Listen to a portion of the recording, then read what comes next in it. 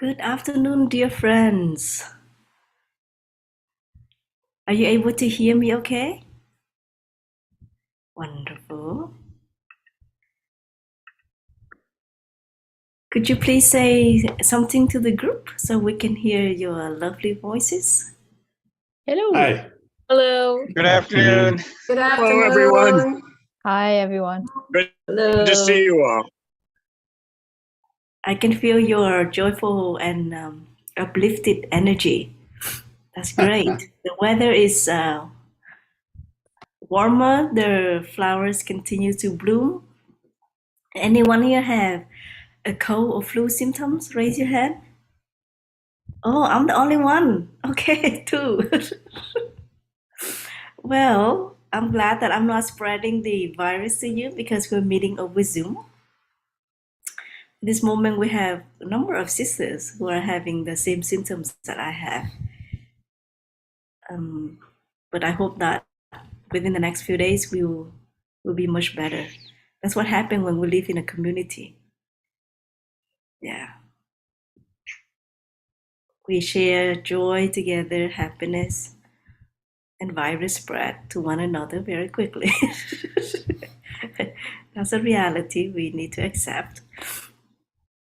Looking on the screen, I see some faces that I haven't seen for a long time.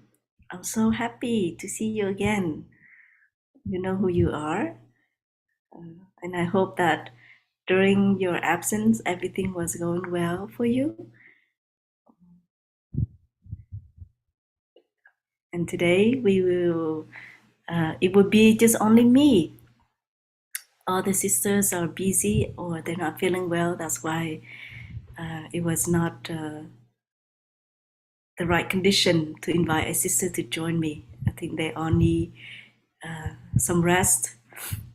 I also would love to have some rest, but I just don't have that. What's the word for it? Who can help me? I just don't have that privilege to rest under circumstances. But I'm very lucky that my symptoms aren't as severe as my other siblings. Yeah, so everybody is now settled. Would you like to sing some songs? Okay. Oh, before we sing some songs, I'd like to ask, anyone here joining us for the first time? Can you raise your hand? Oh, welcome everybody. Welcome to the Magnolia Grove online family. Thank you for joining us this afternoon. My name is Sister Bội Nghiêm, as you see on the screen. And my pronouns are she and her. The English translation of my name is Sister Trooper, not Trooper, Trooper. And I've been living here since 2010. Yes, and I hope to hear from you and share with you more later in this session. And again, thank you to our friends who come here on a weekly basis or many times in a year or in a month to join us. I'd like to share a screen with you so that we could sing some songs together.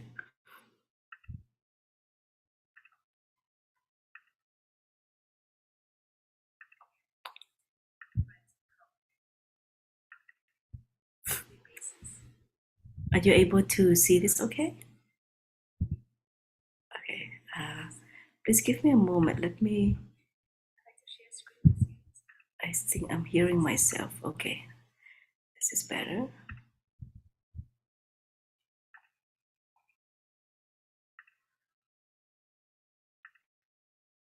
Is that okay now?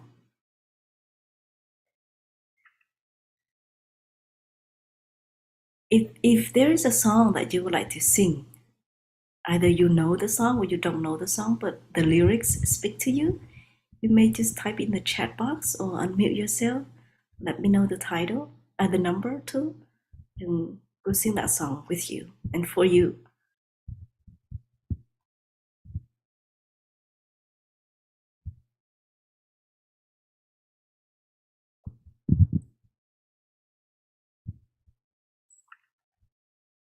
Number 2, number 10,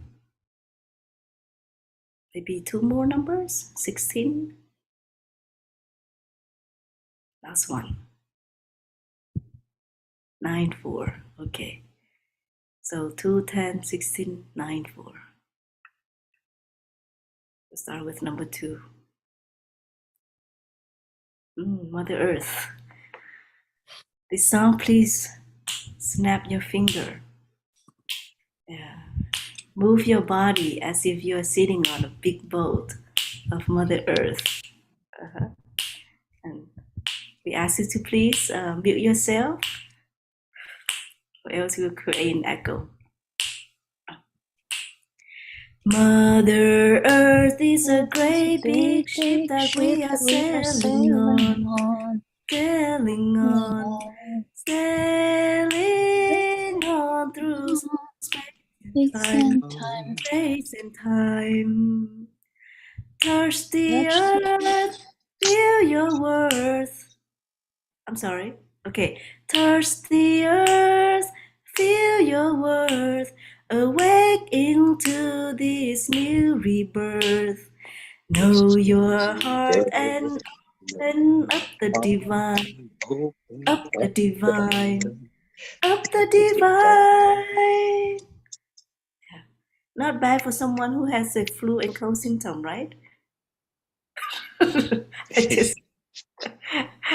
Shall we do it? Shall we try it again? Okay. Sister D, I'm sorry, Sister Boynem, not Yes. everyone's muted, so we're all coming in and out, which is fine for me, but Yes, I am muting everybody right now. For those of you are not muting yourself, please allow me to mute yourself. Now. Mother Earth is a great big ship that we are sailing on, sailing on, sailing on through space and time, space and time. Touch the earth, feel your worth, awake into this new rebirth. Know your heart and open up the divine, up the divine, up the divine. Thank you, dear friends, for singing with me. I hope I could hear your lovely voices. Yeah. Today singing is tough for me. Yeah. If there's someone who could help me, I would really appreciate it. We go to number 10.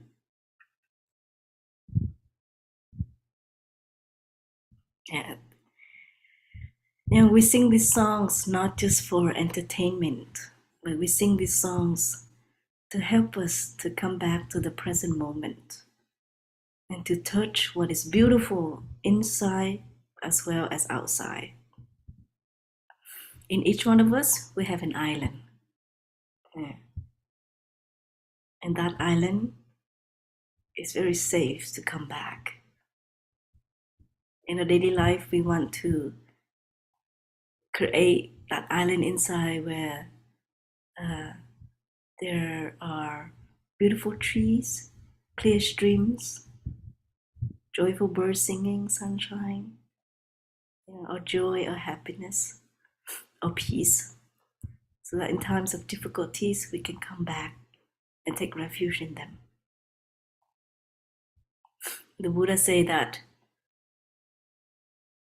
don't take refuge in any other island, but learn to take refuge in the island within.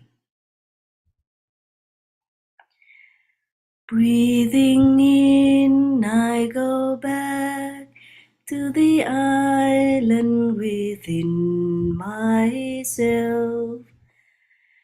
There are beautiful trees within the island. There are clear streams of water. There are birds, sunshine, and fresh air. Breathing out, I feel safe. I I enjoy going back to my island. Breathing in, I go back to the island within myself. There are beautiful trees within the island. There are clear streams of water. There are birds, sunshine, and fresh air. Breathing out, I feel safe. I enjoy going back to my island.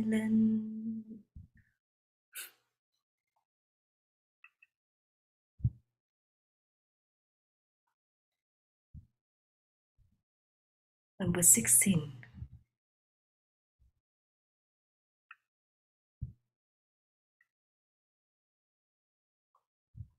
A tree. A tree can be our teacher. It can teach us a lot. If you have time during the day, a walk to the park, or just from the windows, look outside your homes, observe the tree for 5 minutes, 10 minutes, and ask yourself, what message is the tree giving to me right now? And I remember one time I asked this question to a young child, and the child said to me, the tree asked me not to cut it down. So I don't think teachers should give students homework. And I was like, what do you mean? And she said, well, if teachers give students homework, that means we have to use paper. And if we use paper, we have to cut down trees. Isn't that like so insightful?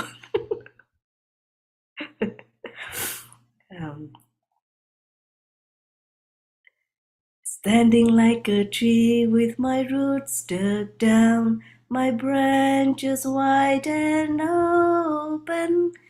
Come down the rain, come down the sun, come down the fruit to a heart that is open to be standing like a tree with my roots dug down, my branches wide and open. Come down the rain, come down the sun, come down the fruit to a heart that is open to be standing like a tree. This is a song where we can stand up when we sing, but it seems like now it's more convenient that we all sit down. Right? And number 9. Oh, this is a joyful one. You know, we can like simple things. It's the simple things that give us joy, right? We don't need to fly to our dream vacation for us to enjoy. We can learn to enjoy the daffodils, the roses. We can learn to appreciate our own body, the twinkling stars at night. So this is a song that sends us that message. Please do the movements with me. I like the roses, I like the daffodils, I like the mountains, I like the rolling hills, I like the twinkling stars when the sun goes down. Doobie doobie doobie doobie doobie doobie doobie doobie doobie doobie doobie doo doobie doobie doobie doobie doo. I like the roses, I like the daffodils, I like the mountains, I like the rolling hills, I like the twinkling stars when the sun goes down. Doobie doobie doobie doobie doobie doobie doobie doobie doobie doobie doobie doo doobie doobie doobie doobie doo. And last song, happiness. Yes. Happiness is not somewhere in the future. It can be found right here and right now. Joni, could you help me with number 4? Okay. Thank you. Happiness is here and now. I have dropped my worries. Nowhere to go, nothing to do. No longer in a hurry. Happiness is here and now. I have dropped my worries, somewhere to go, something to do, but I don't need to hurry. Happiness is here and now. I have dropped my worries, nowhere to go, nothing to do, no longer in a hurry. Happiness is here and now. I have dropped my worries, somewhere to go, something to do, but I don't need to hurry.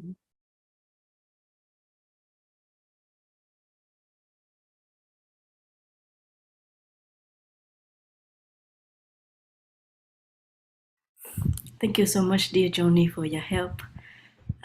While you were singing, I had a chance to wipe off my tears. I'm deeply moved by your singing and the flu symptoms. Uh, so now we will start with the meditation. I'd like to invite all of us to please sit upright and relax your whole body. You may roll your shoulders back and forth.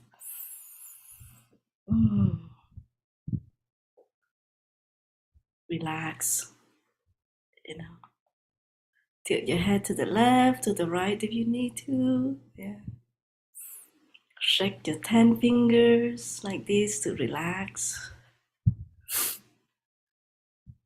When we do meditation, it is very, very important that our body is relaxed. And there are ways that we can do that. Yeah. We invite our body to relax our body. We invite our mind to relax our body and to relax our mind. And we invite our body to relax our mind. And we have the ability to do that.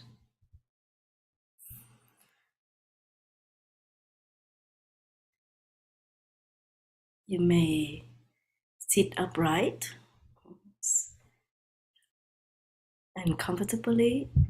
If you feel there is a lot of pain in your back or other parts in your body that you need to lay down, feel free to do so.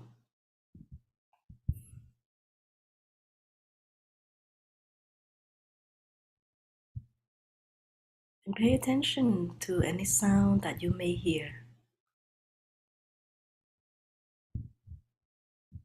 On my end, I can hear the wind chimes. I can hear the wind.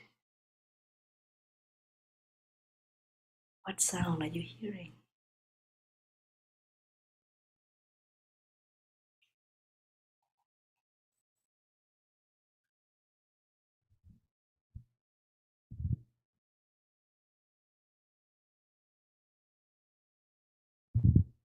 And become aware of the sensation in your body.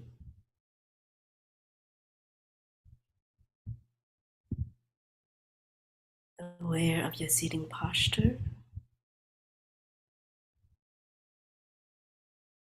Are your feet relaxed?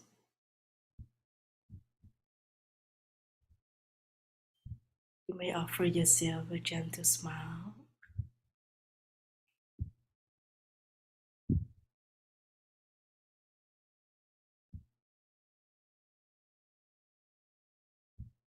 Can you feel your heartbeat? Is it fast or slow? Is it relaxed or tired? Just pay attention to it.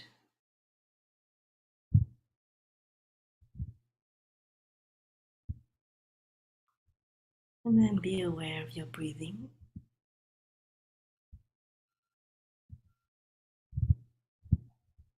As you breathe in, you know you are breathing in. As you breathe out, you know you are breathing out. You may put one hand on top on your abdomen to feel the rising and the falling.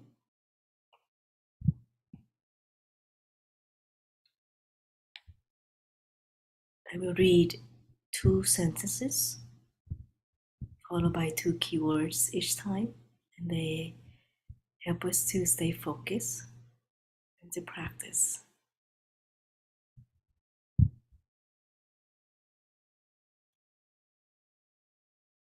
Let us listen to 3 sounds of the bell.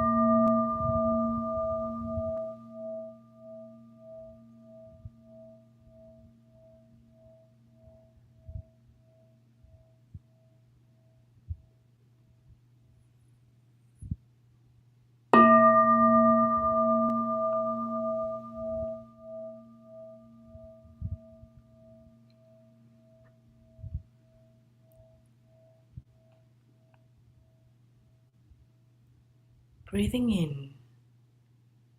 I know I am breathing in. Breathing out. I know I am breathing out. In,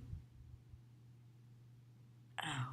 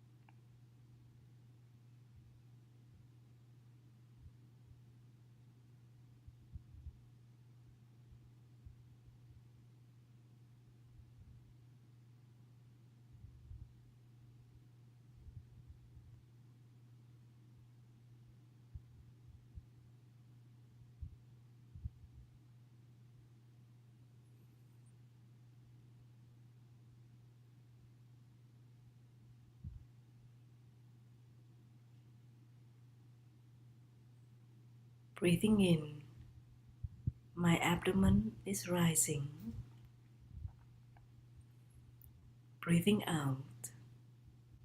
My abdomen is falling. Abdomen rising. Abdomen falling.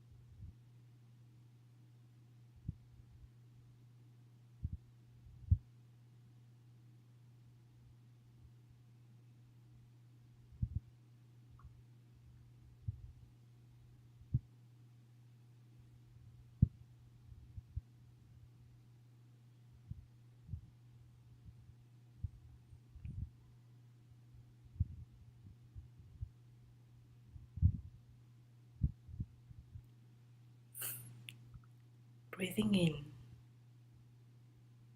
I offer myself a gentle smile. Breathing out, I feel happy being here, offering half smile, feeling happy.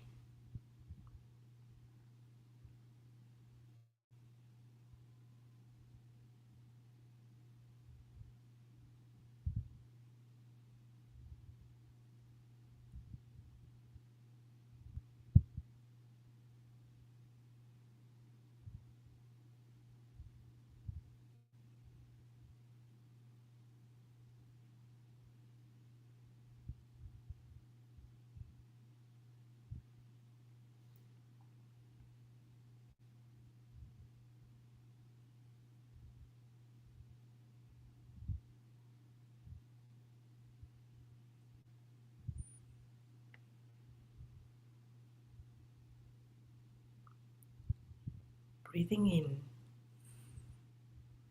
I am aware of my peace. Breathing out, I am grateful. In, peace, out, grateful.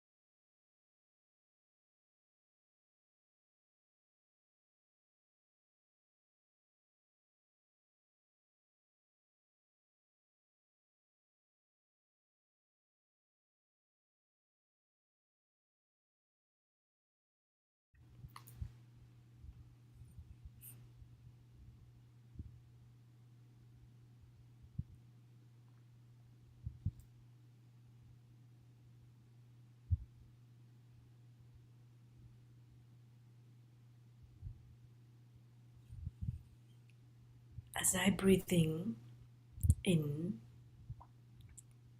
I am aware I have compassion. There's compassion in me. As I breathe out, I'm grateful.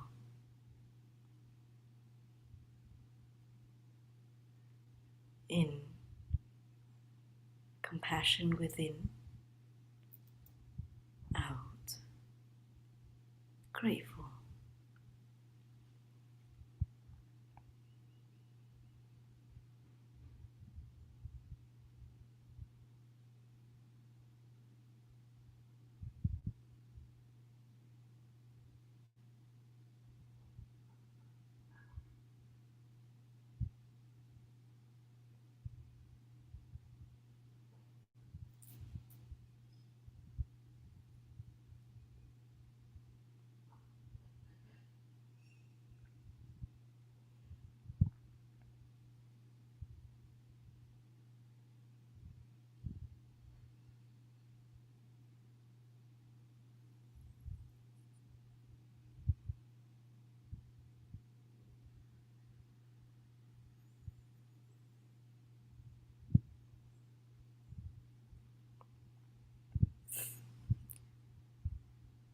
Breathing in,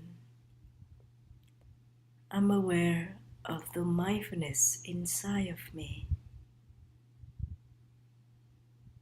Breathing out, I am happy.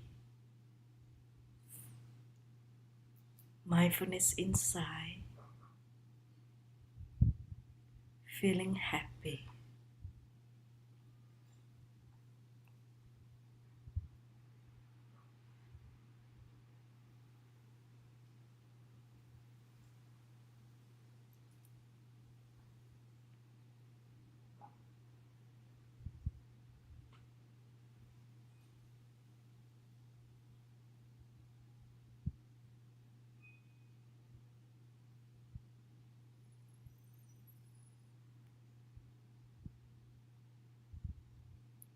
Continue to be aware of the in-breath and the out-breath.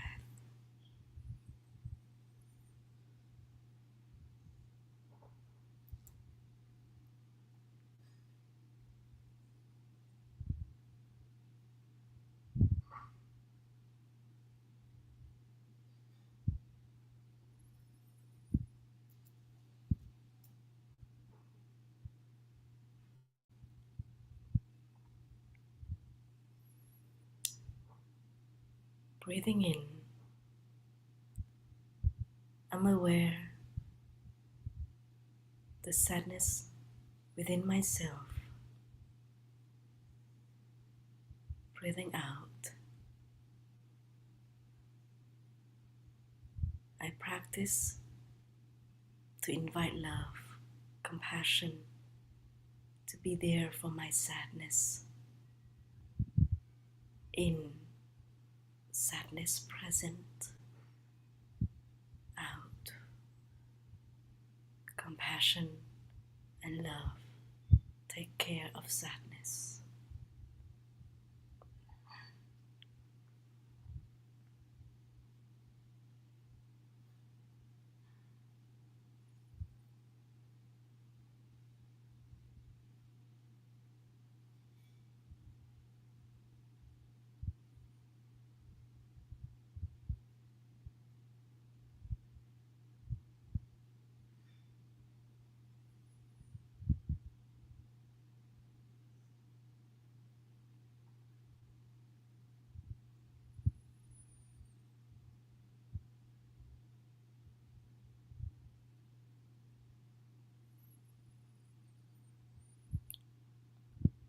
Breathing in, I know anger is present in me.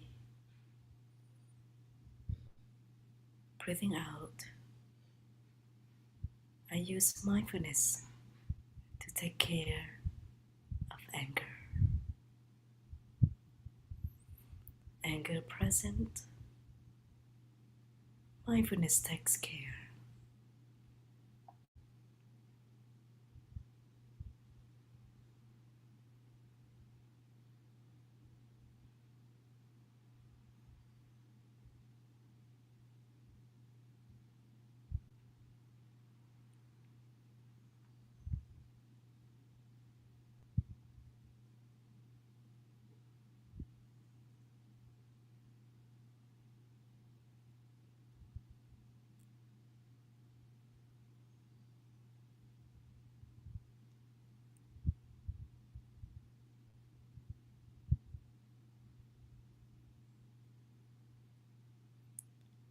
Breathing in, I know I am breathing in. Breathing out, I know I am breathing out. In, out.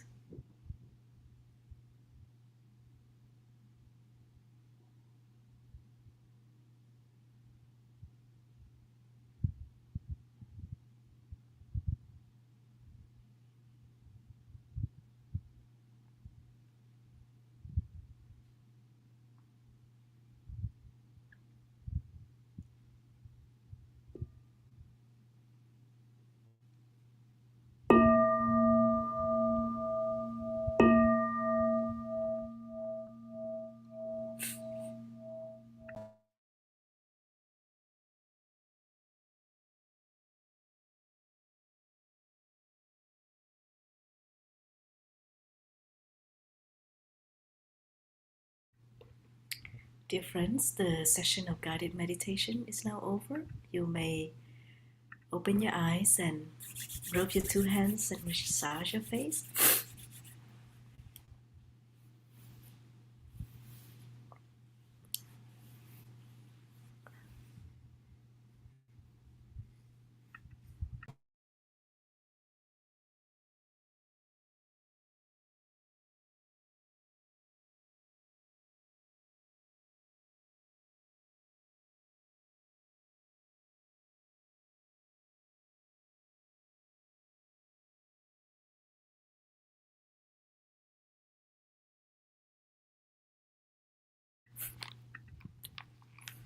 If you have your water with you, please enjoy your water before we start the next activity.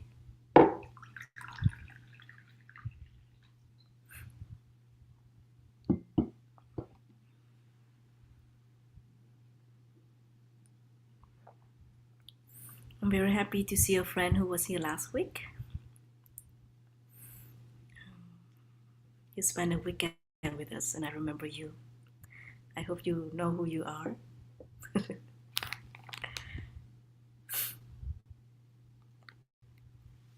From Wednesday until Sunday, we had a wake-up retreat, our first ever wake-up retreat for young people, ages 18 to 35.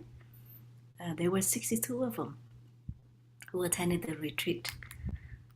And it was so nice to see them playing sports, volleyball, basketball, ping pong, going for a walk, or just enjoying nature. And then waking up very early for sitting meditation at 5:30. I don't think they do that often in their daily life, but they were able to manage. And from April 12th to 16th, we had a retreat for people in recovery in 12 Steps program. And I think so far more than 50 friends registered. In May, we will have a retreat with Sister Chen Kong.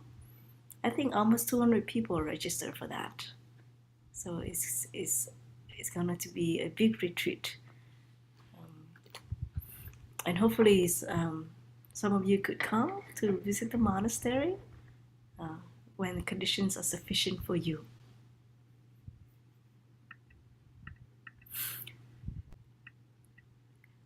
For some of you who are attending the first session or just the last few sessions, I want to share with you that over the last 4 sessions, I share on the topic of the 4 kinds of nutriments given by the Buddha. Whenever we talk about food, we often think about just edible food, the food we put into our mouth, right? If you go online and search the word food or nutriment, you will see images of vegetables, milk, or meat products. But I invite you to go back 2,600 years ago when the Buddha was giving this teaching to his disciples. And he shared that there are 4 kinds of nutriment. The first one is the edible food we put into our mouth. The second one is the food of sense impressions. What we watch, hear, read, anything that enters our 6 senses. The music we listen to, they are also food. I hope that one day in school, elementary level, high school, college level, that this topic can be taught.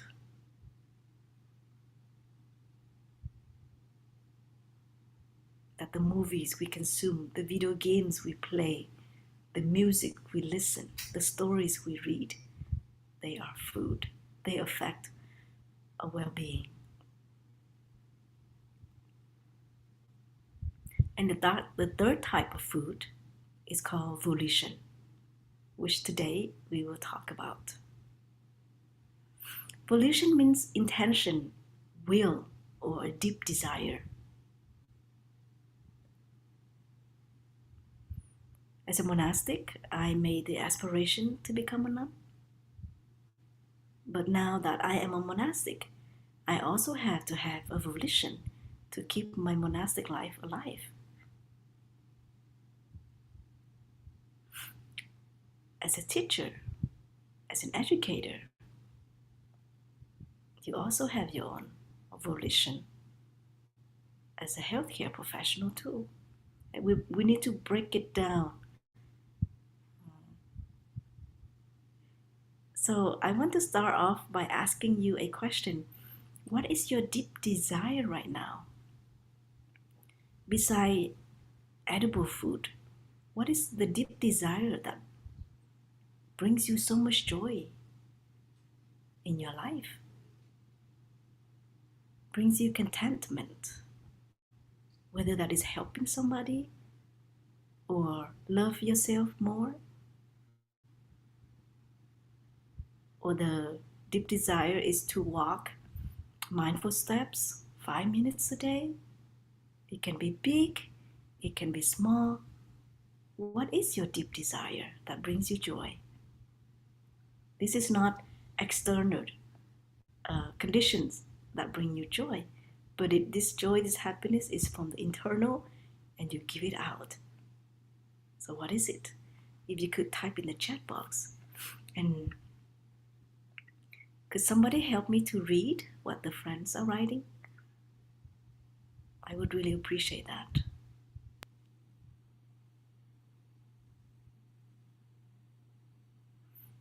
If you could write like 1 or 2 sentences, that could help.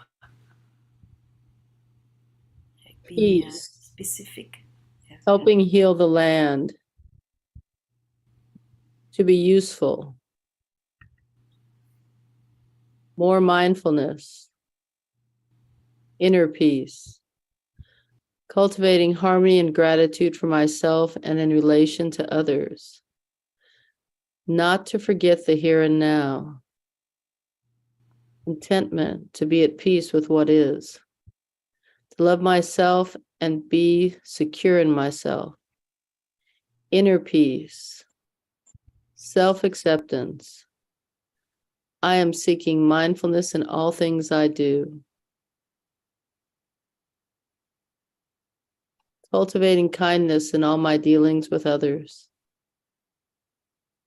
To have peace and acceptance. To be peace and acceptance. My deep desire is to hike in the forest. I dropped it down. I lost it. Is to hike in the forest again after this long winter. To walk mindfully, loving the forest. Mindfully taking better care of myself, living in the present moment. To be softer, kinder, lighter, and take less space. Consciousness, peace in myself.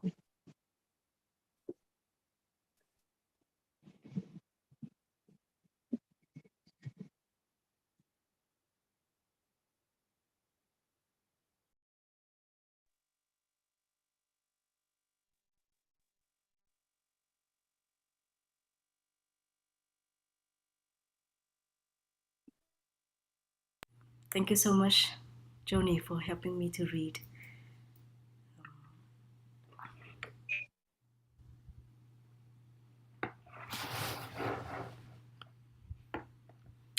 You know, I remember when I was in nursing student, when I was in nursing school at the age of 20, I felt very empty inside, and I did not know why. I didn't have to worry about financial. My family was happy. But there was no joy or happiness in my life going to nursing school. On the weekends, I would go out with my friends and felt so empty returning home.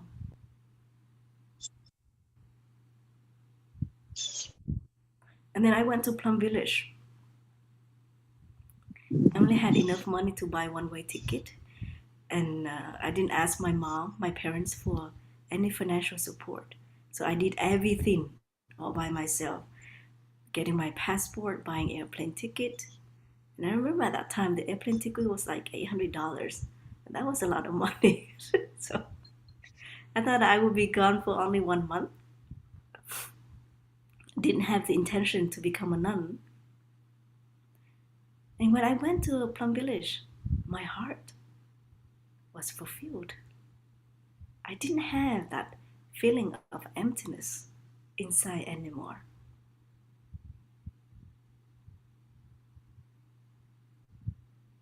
So what was missing in my life was community and spirituality.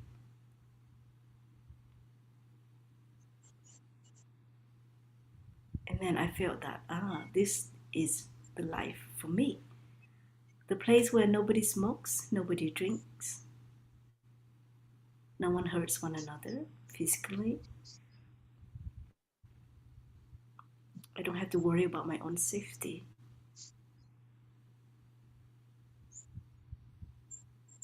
That was heaven, and that is heaven.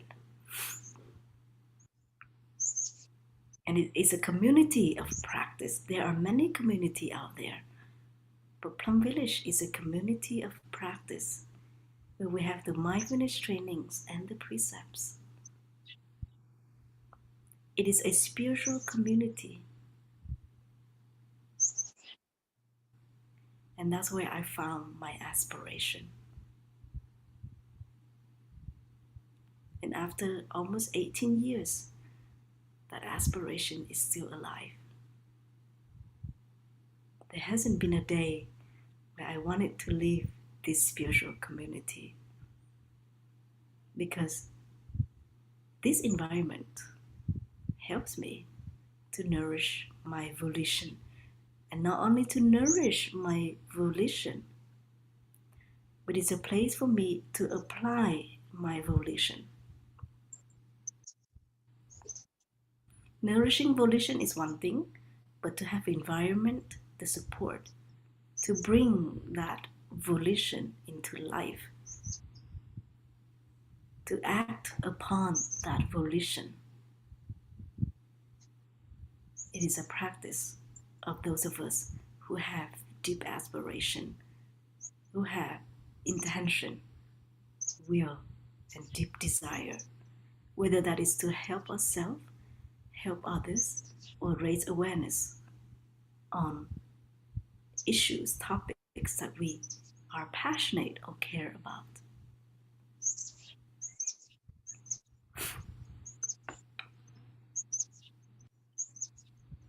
And if we look closely,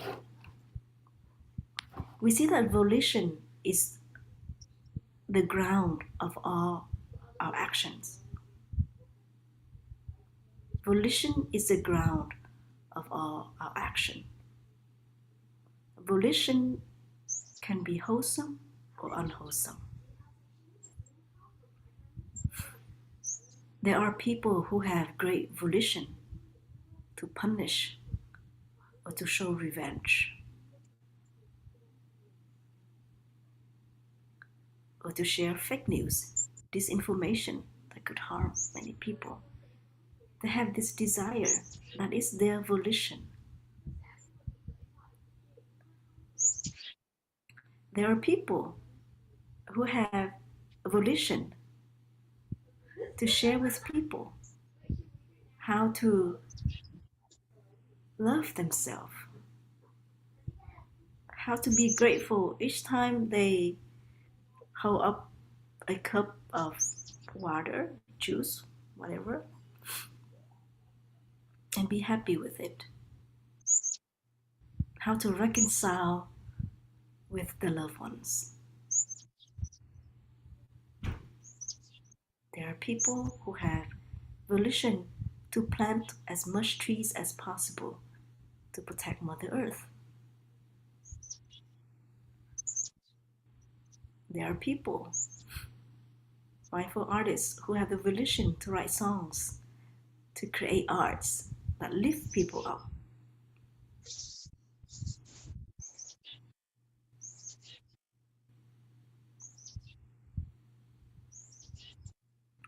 And that volition is the ground for all our action. Now, as we look back in our life, one thing that we know for sure, our volition changes over time. There are many couples out there when they were young and wanted to start a family together. Their volition was to create a happy family. have children or not to have children.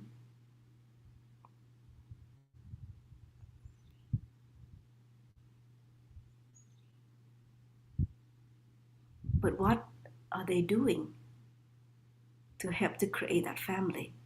Maybe one partner has different ideas than other partner. If they have a communication, able to work things out, then that relationship can last. But if over time, then that volition, each person has their own idea of how to create a happy family, then it can end in separation.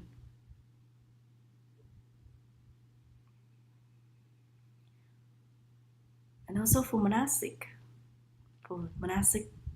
I'm just speaking on my personal experience.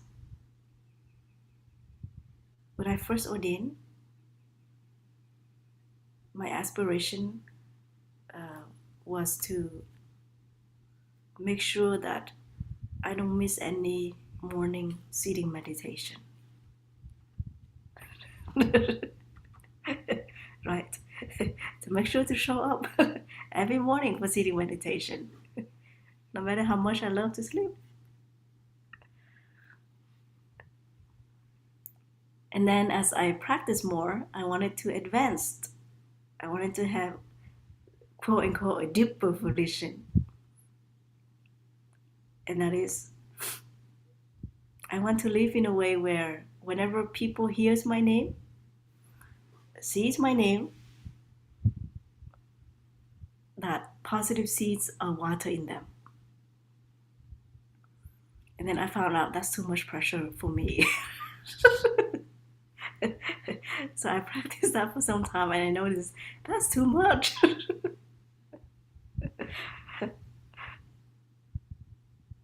But it was really nice to practice that for a short time. And then I came back with something very simple. My volition, my aspiration is that every time my hands are in contact with an object, whether that is my eyes or a glass of water or a bell inviter or even a pen, the feeling of gratitude comes up. I want to water that seed of gratitude inside.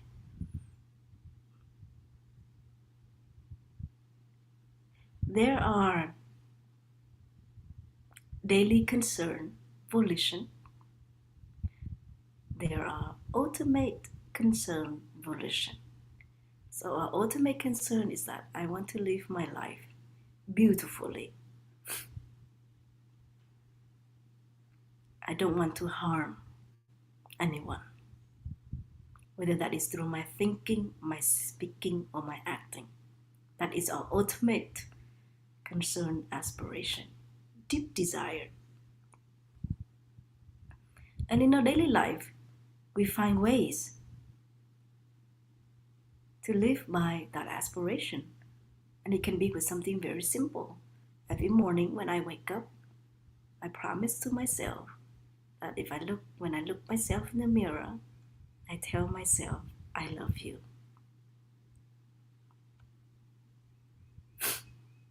Or I am happy with how I look without makeup, without fillers. This can be a daily concern, volition. But this daily concern, volition is helping to take care of the ultimate concern, volition. So then you can see that the daily concern and the ultimate concern are into R. They are not separated. They are together all the time.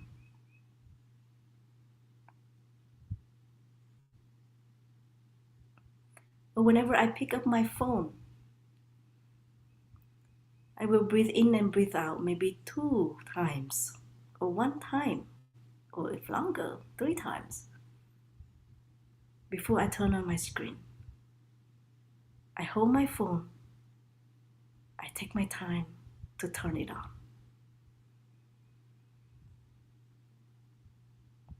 Or if you find yourself creating these new habits, remember when you were in your 20s? What would be the first thing you do when you woke up? Was it to reach out for your phone? Phones didn't exist back then. And if you had a phone, it would be somewhere in the living room, right? It would be just one phone line for the whole house. Remember those days, dear friends? Where you had to dial number by number? Or just, yeah. Can you go back to that old habit? Where the first thing you do is not to turn on your phone when you wake up in the morning.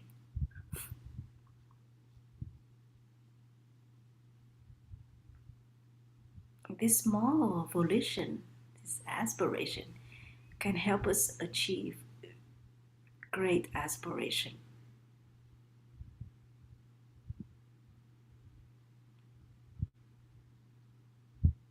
And this volition is play an important part of our life, that everywhere we go, whenever it is during the day or the time of the month, we think about it. We care about it very much because it's something that we love deeply. It is our food. It is what keeps us alive.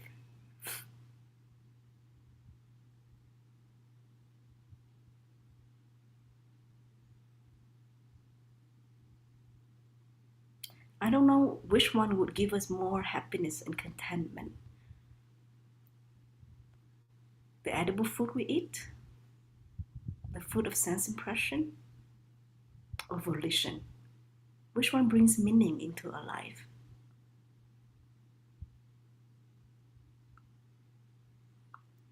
Which one does it make it feel like my life is worthwhile to live?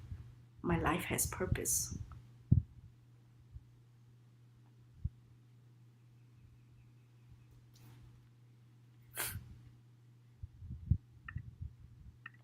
If you feel volition is that food, can you raise your hand?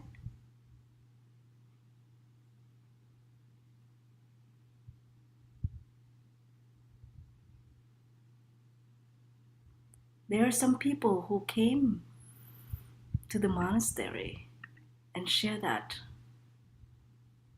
What is the meaning of life? I don't know the purpose of my life. So the aspiration, the deep volition of this person is to look for aspiration and volition in their life.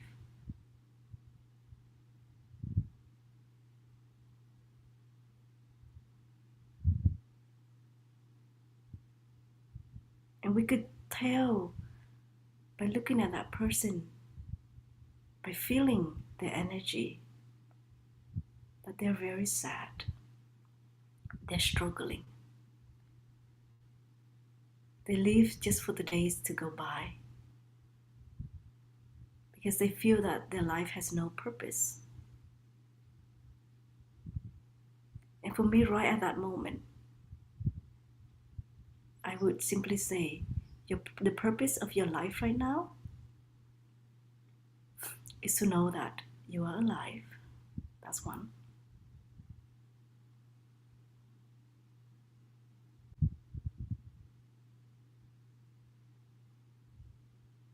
And that you have the right to enjoy the wonders of life.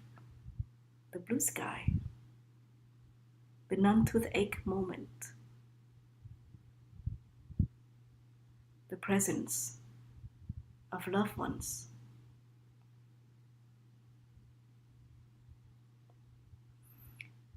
This aspiration, this volition, oftentimes we think that we have to help hundreds and thousands of people in order for our life to have purpose.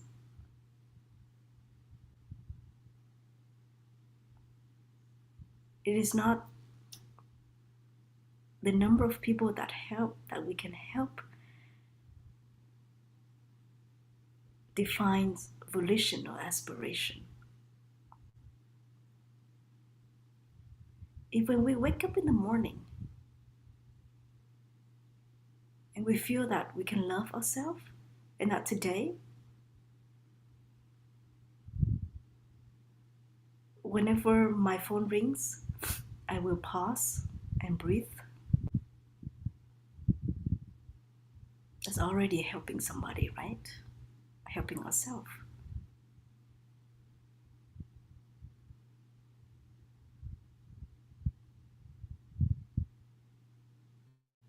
We have professions, certain professions, or even if we are not working, we can still have volition. For example, whenever I go home to visit my family, I don't have to worry about preparing for a Dharma talk, give consultation to lay friends, do online teaching, or organizing retreats. I'm just there with my family. I cook meals for them. I walk with my dad. I find activities to do with my nieces and my nephews outdoors so they don't play on their iPad. Even if it's 10 or 20 minutes, that is an aspiration, that is a volition already. So volition is something that we can bring into our daily life and make it manifest each moment as much as possible during the day. And there are long-term volition and short-term volition. Say if you're a writer, you want to do a investigation on certain things. Day and night you will think about it. And nothing can be an obstacle to this investigation or to this research paper, right? So volition and aspiration is like that. Even though obstacles and challenges will come, but perhaps your volition or volition is so strong that we can overcome them, or we can find ways to overcome them. And nothing can prevent us to implement a volition.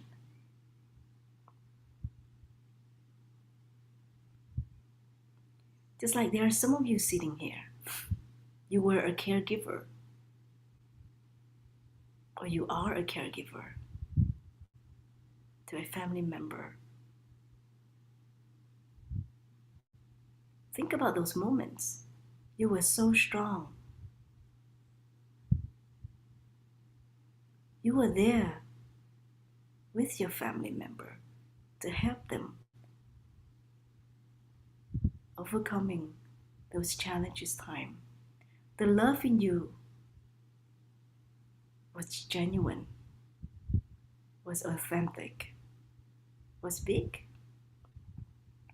Volition without love, volition without peace, volition without mindfulness,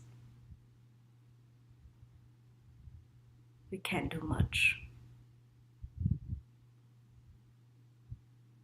This is why, for us to keep that volition alive, every day we find moments to be with ourselves, to cultivate that peace, whether that is 5 minutes of sitting or walking. Enjoy that cup of tea for 5 minutes. Take small moments during the day to cultivate that peace, to strengthen that mindfulness, so you can help that volition to stay alive.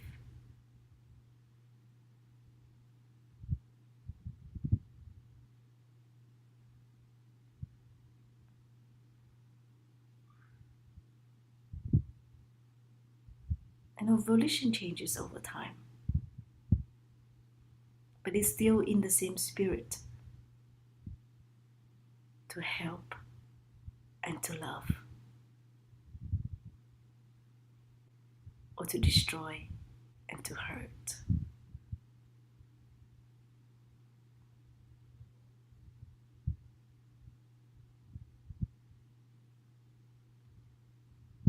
I don't know how many of you here have met Sister Jen Kong.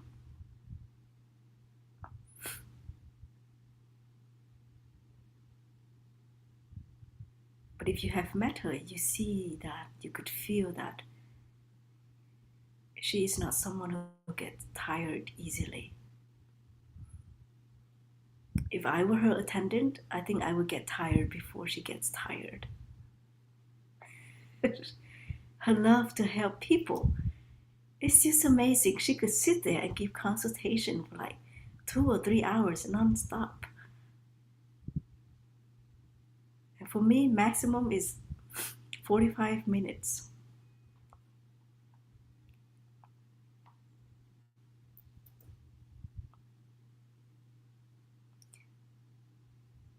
Her volition is to help people. That is her food. You know, we could easily go and eat something very simple.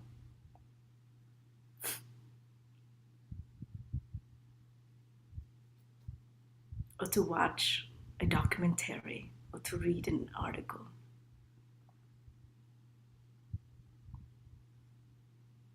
But what keeps us alive, I think, as spiritual practitioners, as people with great compassion, is the volition inside. It is the energy that helps us to be diligent, to continue to care, not just for people, but plants, animals, minerals.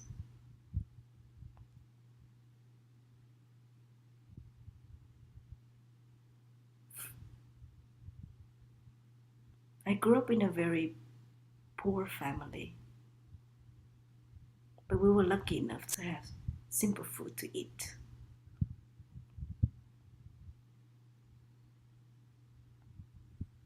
But it is the love for my parents and my family that give me this healthy body and healthy mind.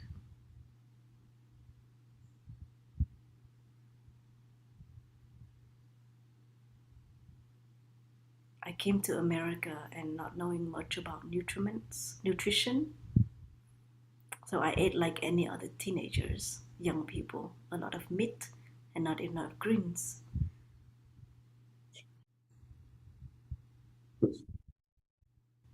It is only when I entered the monastery I knew about healthy eating. I started to eat oatmeal. When people ask me, what is your secret to good health? I often give compliment to oatmeal and nuts. They help me to keep my volition alive. How can the edible food, how can the sense impression help to keep a volition alive? Earlier, we were comparing a little bit that volition is more important. In a way, it's more important, but in a way, yes, volition also needs other nutriments.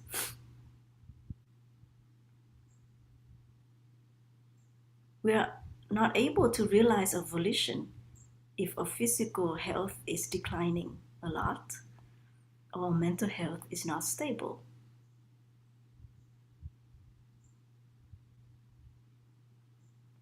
How can I help my family or the friends that come to us if I spend 8 hours a day watching TikTok or be on social media?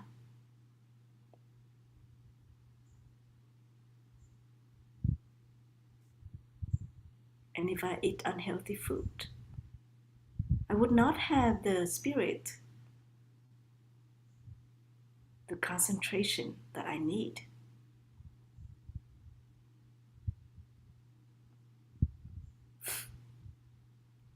When I had a chance to be in Plum Village, I would visit our teacher and he would invite me into his library. There were many shelves of books.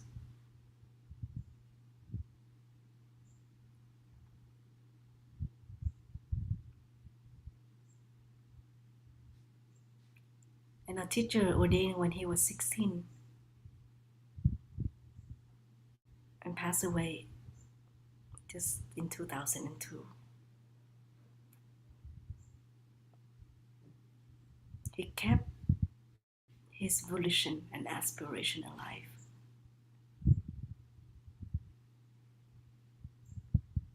For almost 70 years of his life.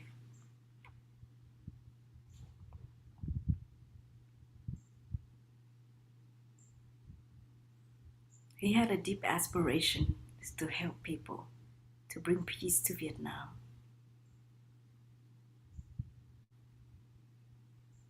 But he needed a community. So we too, whatever that deep desire that we have, please go and look for like-minded people. Children have to be with children, so they understand the same language. Children also have aspiration. Who say children don't? That would be a false accusation.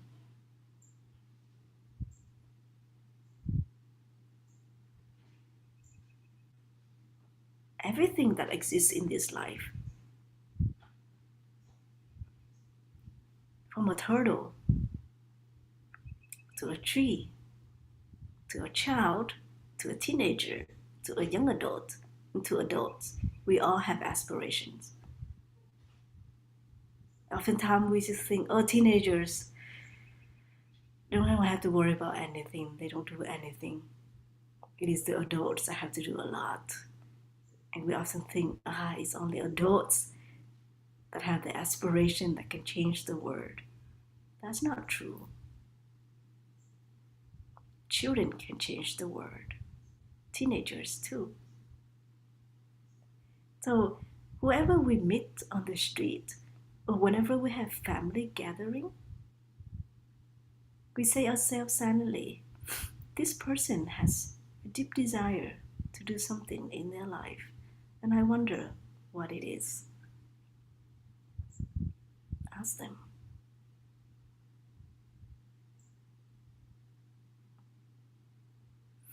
So, like all of us here, we have the deep desire to love ourselves, to practice mindfulness. That's why we come regularly into these online sessions or visit spiritual communities.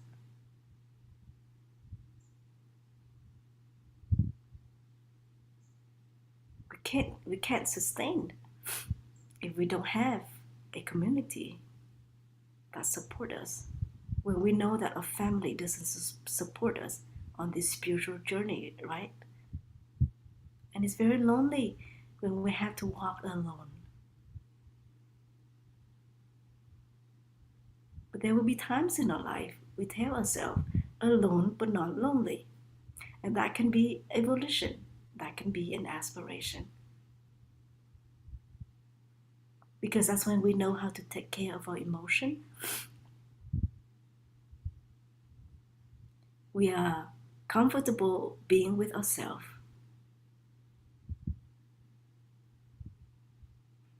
And we learn to take refuge in the island within.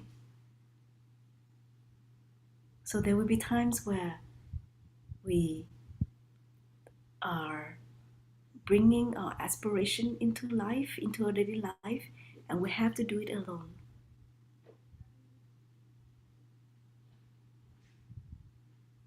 We can succeed, or we may fail, but we will try again. Like today, I could easily cancel this weekly online session. I have two good excuses. I'm having a cold, flu-like symptoms, and no other sister is joining me. My mind could tell me this. This thought did come up. But I said no. There will be days I will be more sick than today.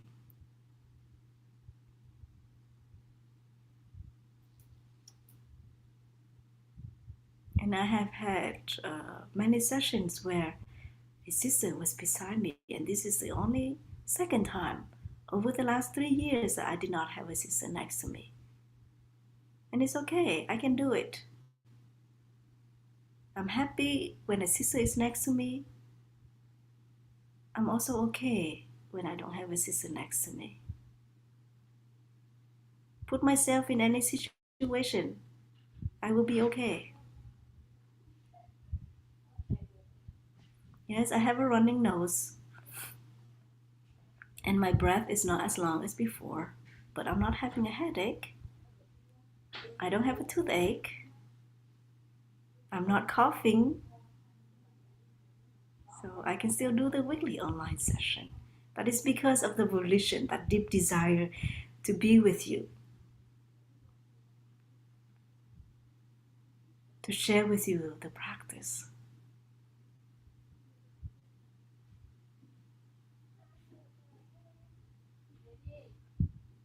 And who knows, maybe after this session I will cough, but it's okay.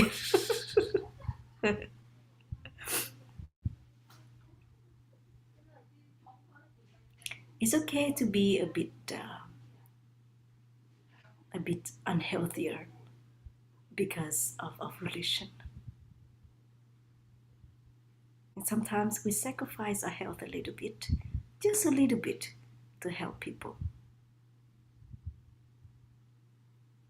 And who knows, maybe after this session I will feel much better because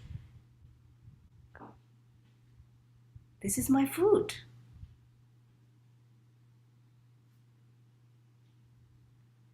So as a practitioner, we listen to our body, we listen to our mind and see, is my mind tricking me in going a direction that my other volition wants me to?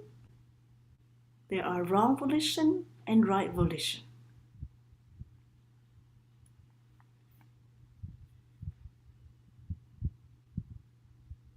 Create.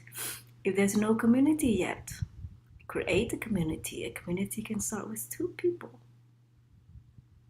What is my deep desire right now as a monastic?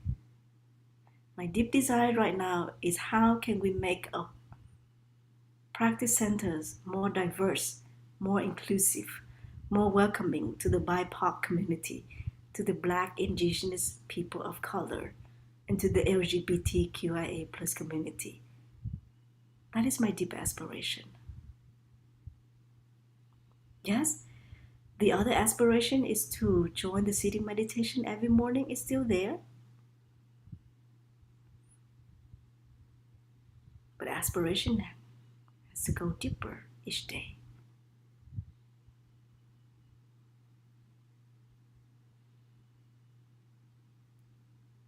And I want to learn more about racism, sexism, ageism,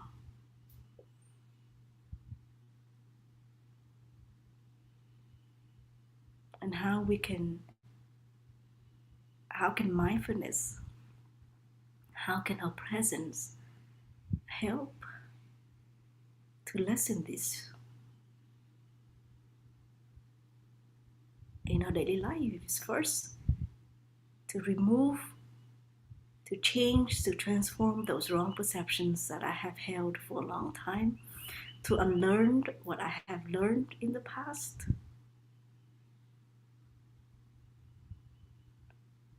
and to practice listening to people in these communities. How can I learn if I continue to interrupt, continue to prove that I am right?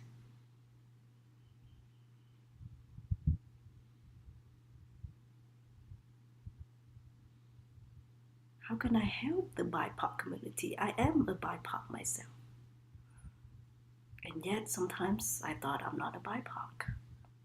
Whenever we think the word people of color, perhaps we often think of, oh, just Black people. Because that white supremacy is ingrained in us.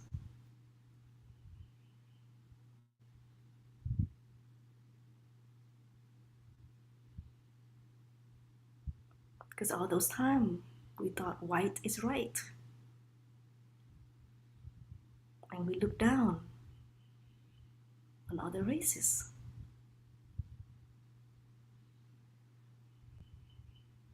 that's my desire right now. And I'm so fortunate that there are monastics that also want to learn about this. And if one day we have more monastics that want to learn, that is wonderful. And if one day there are less monastics that want to learn, it's okay. I know this is what I want to learn. And I'm not going in the wrong direction of the teachings of the Buddha or the teachings of Thay.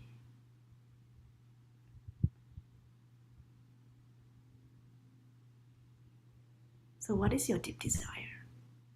Is it just a daily concern, volition? Or are there ultimate concern, volition? Beside the short-term volition, what is our long-term volition? And what are we doing to realize those long-term volition in our daily life with the short-term volition? Share your volition to others so that they know what you care about. Share short and sweet. Because sometimes some people just don't want to hear your volition, even if these people are your family, right? You can share, not just verbally, but share through your way of living. Share through your gesture. Share through your manner. Share through your words. Share through your tone of voice.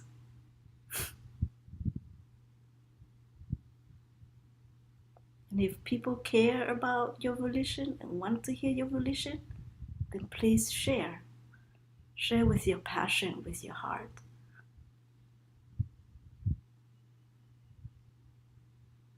And if there are people who don't care, please save your breath energy. We don't want anyone to hurt our volition, right? Because our volition is our love. That's what keeps us alive. That's what keeps our compassion alive. And if there's anyone who is hurting that or violating that, we can just simply walk away with peace, with non-violence.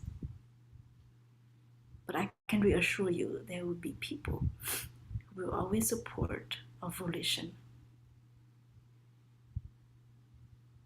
And when we have a community that is strong enough, or when our practice is strong enough, we know how to talk to people who don't care about our volition.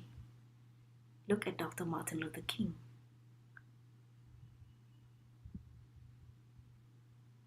Look at Rosa Parks.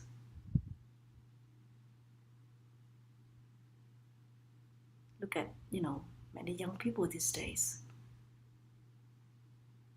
They will find creative ways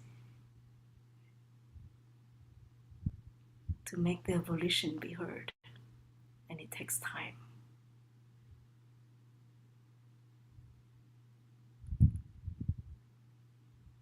Like I share with the young people after they receive the 5 mindfulness trainings during the wake up retreat. Go home and get yourself into trouble, like John Lewis say. With a volition too. With a deep desire.